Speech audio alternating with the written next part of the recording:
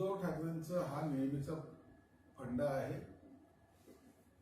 मी आता प्रत्येक मतदारसंघात फिरणार, ज्यांनी बंडखोरी केली तिथे जाऊन भाषण करणार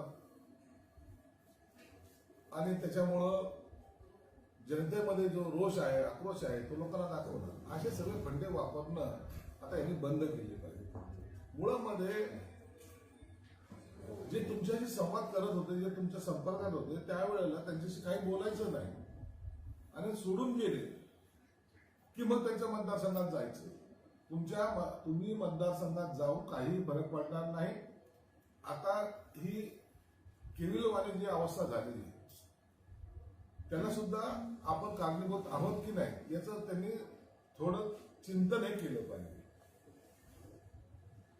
ओमराजे यांना भावनिक साथ घालण्याचा प्रयत्न सुरू आहे, ते जाणार नाही याच्यासाठीचं सगळं नियोजन सुरू आहे। बघा, ओमराजेवर कालच्या निकालानंतर नाही म्हणलं तरी ते मानसिक धक्का त्यांना बसलेला आहे, म्हणून त्यांना विचार करायला किंवा त्यांनी काही निर्णय घ्यायला निश्चित वेळ लागला।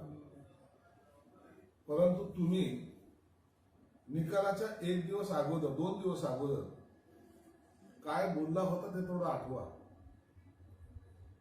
त्याला दिलेल्या शिव्या, कोर्टाची केस मॅनेज केली म्हणत होते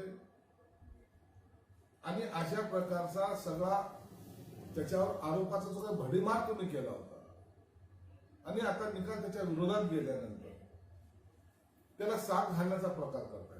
ओमराजेने काय निर्णय घ्यायचा हा त्याचा प्रश्न आहे, परंतु शिव्या द्यायच्या, पुन्हा त्याला म्हणायचं की नाही ओमराजे तुम्ही आता आमच्या बरोबर या।